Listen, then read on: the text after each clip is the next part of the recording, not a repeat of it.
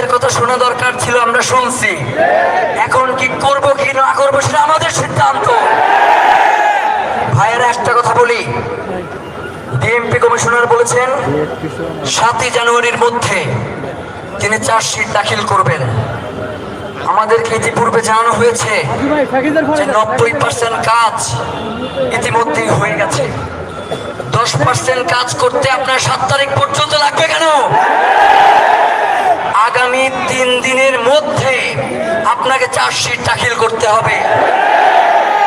আমরা কোনো দ্রুততম সময় বলতে কিছু বুঝি না। আগামী 26 কার্য দিবস, 30 না, আমরা 30 গণনা আগে থেকে শুরু করছি। আগামী 26 কার্য দিবসের মধ্যে এই বিচার কার্য সম্পন্ন করতে হবে। আর একটা কথা বলেছে, এই খুনি তারা প্রয়োজনে বিদেশ থেকে নিয়ে এসেও এর বিচার করবে।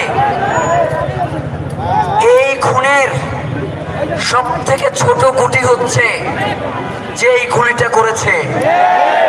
এর পিছনের রাঘব পাল কারা আমরা জানতে চাই। ওসমান হাদিকে শুধু এই শুটার নিয়ে যুদ্ধকে খুন করে নাই, আমরা জানি। আমরা কেউ বোকা না ভাইয়েরা।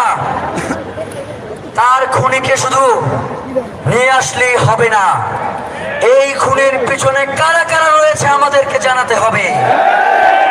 তদন্তের কথা বলে আপনারা যাদেরকে পার করিয়ে দেওয়ার চেষ্টা করছেন তাদেরকে আপনারা পার করাতে পারবেন না।